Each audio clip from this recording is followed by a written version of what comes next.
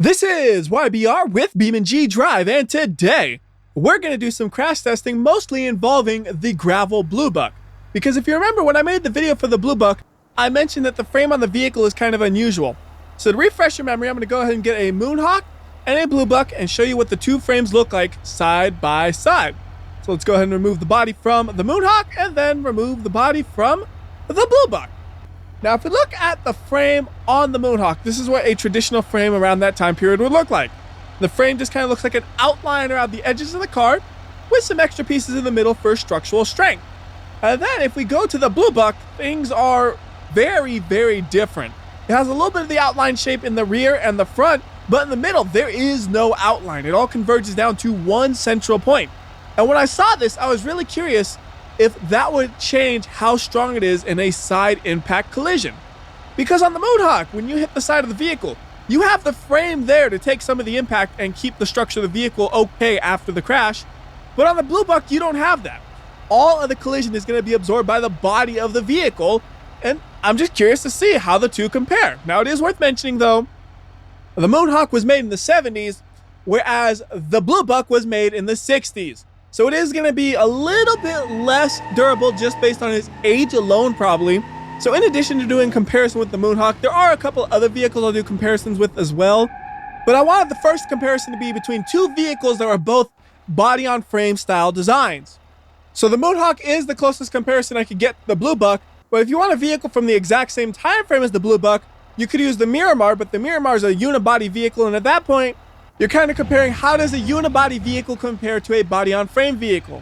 I'll go ahead and save this spot for the Moonhawk so I don't have to reset it and line it up later on. And for the vehicle, let's use the police version of the ETK K series. And just for extra fun, we'll turn on the lights. I'm not going to turn on the sirens because they can get annoying to listen to, but we'll turn on the lights so everybody knows that I'm the police and I'm coming at them. So do the collisions at about 60 miles per hour. I'm just kind of coasting down real close to 60, right in between the wheels. And then we hit the brakes after we make the impact. That was a perfect collision.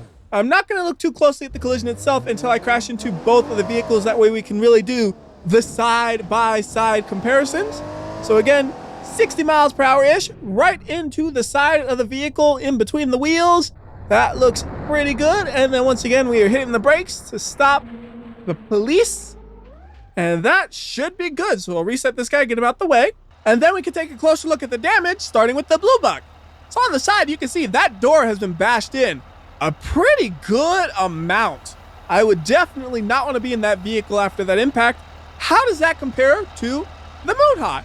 So again, the door has been bashed in a decent amount, but I do not think it's as bashed in here as it is on the BLUEBUCK. How about the underside of the vehicle? Does that tell us anything? Because if we look at the underside of the vehicle, we can also see the frame that I was talking about. And that's actually really interesting. It almost looks like the damage to the body follows the shape of the frame. So it kind of curves in, then it goes straight right here where the frame is straight, and then it curves out. Now, that could just be because the center of my car hit right where the center of the frame is, and it just happens to coincidentally curve in the same way. But it is worth mentioning that that's pretty interesting. Now, how about the frame of the Moonhawk? So you can see the outer part of the frame has been pushed in some, but it looks like overall this is a lot wider than what we saw in the BLUEBUCK. Because if we go back to the BLUEBUCK, you can see from the edge of the body to the middle of the frame, it's not that far. And then if we look over here, the edge of the body to the middle of the frame, seems like it's a little bit bigger, doesn't it? So I would say the frame is contributing to the additional strength that the Moonhawk has compared to the BLUEBUCK. And then we can also compare the roofs of the vehicles. So looking at the roof of the BLUEBUCK, we can see there is some damage there. And then how far has the door caved in compared to the roof? You can see it's quite a good amount. Like, that really shows you just how far it's caved in. Oh, if you look at it through the rear, that shows you it as well. You can see, like, it's caving in all the way close to, like, the center of the vehicle. Because that's part of the door going that far in. And also, if you look at it from straight above, you can see the whole vehicle is bent some. It's actually tilting a little bit towards the left. Now over to the Moonhawk, how does it compare? So again, there is some damage on the roof. I'm going to zoom in a little bit so they're the same zoom between them. And then how far is it bashed in compared to the roof? It is bashed in more, but I do not think it's as much as it was in the BLUEBUCK. Now, how straight is the vehicle?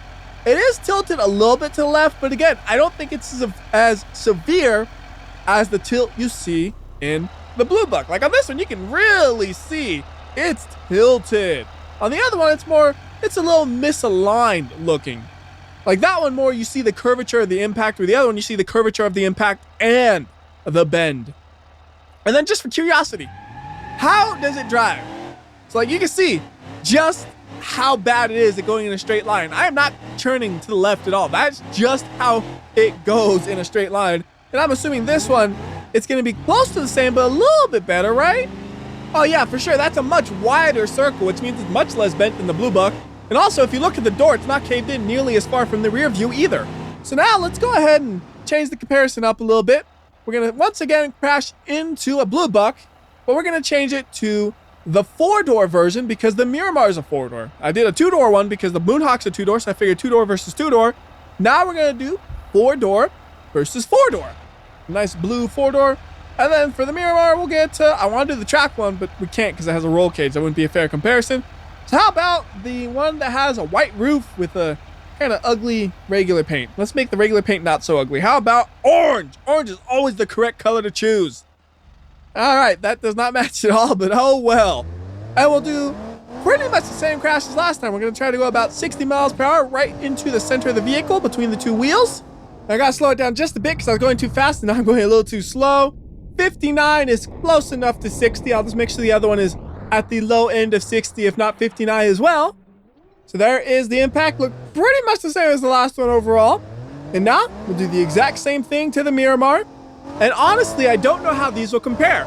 They came out within a year of each other, but the unibody Miramar is like 1,000 pounds lighter than the X-frame chassis BLUEBUCK. So we're really comparing two dramatically different cars. The only similarity is they both have 4 doors, and they came out at roughly the same time frame. All right, both of the impacts have been completed. Let's go ahead and get the police vehicle out of the way. Actually, instead of backing up, we'll just reset it. And now we can compare the damage, starting with the BLUEBUCK. So looking at the BLUEBUCK, the 4-door appears to hold up about the same as the 2-door. And I would say the overall durability and safety between the two is very, very similar. So how does this compare to the Miramar? So one thing that's worth noting is the rear door on the Miramar has fallen off, so it's a little bit harder to get a direct comparison between the two. How about we look through the rear? So you can see on the rear, the door on the Miramar has been pushed in a pretty good amount.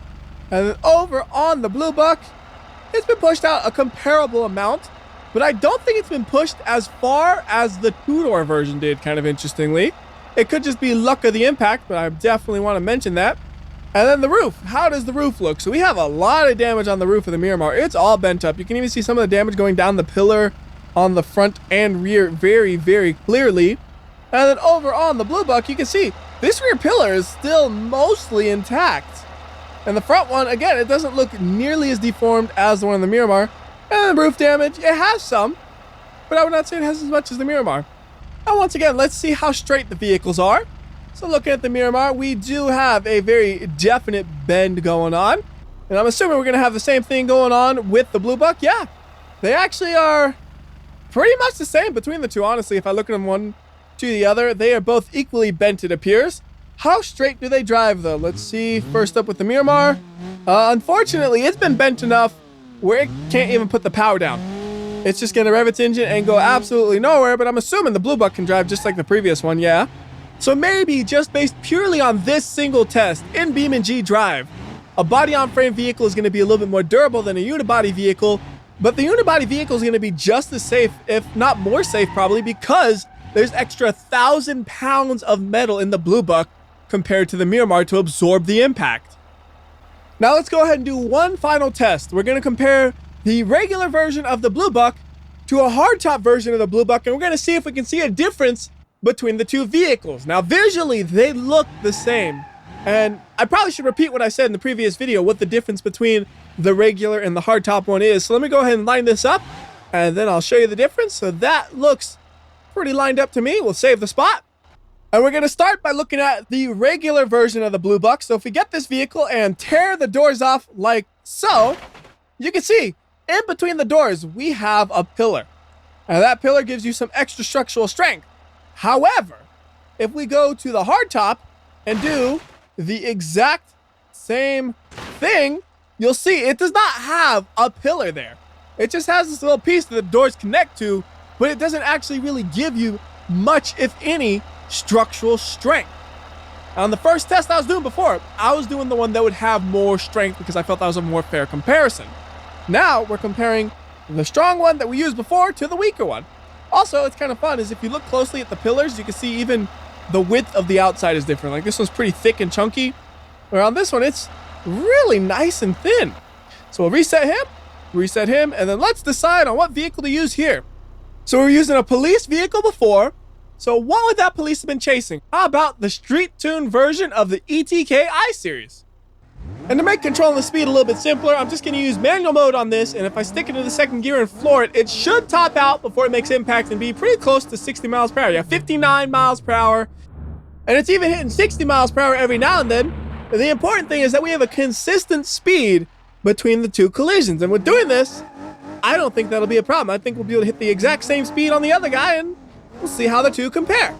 So second gear, topping out, bouncing at 59, bouncing at 60, should be pretty much the same. Impact location was pretty much the same.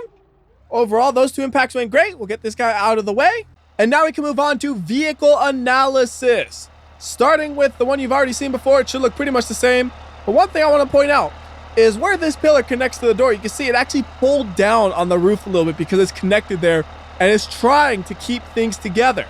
Now, if we look at that same area on the red one over here, it doesn't pull down nearly as much. It's almost flat here because there's no central piece trying to hold it together. The whole bottom section is just kind of crunching up, and the roof's mostly just fine in a way compared to the other one, which makes me wonder if I did the same impact again with a faster and lower vehicle, would the difference be even more noticeable? Because right now, honestly, looking at the red one and then looking at the blue one, it does not look that different. And I want to try to get a crash that really shows you the difference between the two vehicles. So I'll reset both of them. And then for the impact, we're going to use a Hirochi SBR4 because that thing should be able to go pretty fast in a short distance. And it's nice and low to the ground. Like I said, those are the two factors I think would make the difference more easily noticeable. So we're going to hit him about 72 miles per hour, just topping out in second gear. And then we'll do the exact same thing for the other one. Just topping out, add second gear, bouncing a lot through there too. Like I'm going viciously fast through the bump and I don't need to do that. I just do. So get him out the way. And now, once again, we move on to damage analysis. So let's just look at right where the pillar connects to the roof. Again, you can very easily see the downward bend on the regular version. As for the hardtop, we actually have the exact opposite going on here. It bends upwards because there's nothing to hold it in place. Now you can really see the difference. Although surprisingly, it appears like the safety between the two is not as significantly different as I would have expected to see. Like they are both going to be very, very dangerous for the driver in this kind of impact, but I would not say like the person in the hardtop is significantly less safe. Maybe just a little bit, and that's it. So anyways, I think that's going to do it for this video. Until next time, it's WhyBeAre, and remember, if you like or dislike this video, I will know. I can tell by doing crash analysis on gravel BLUEBUCKs. So do the right thing, and I'll see you next time.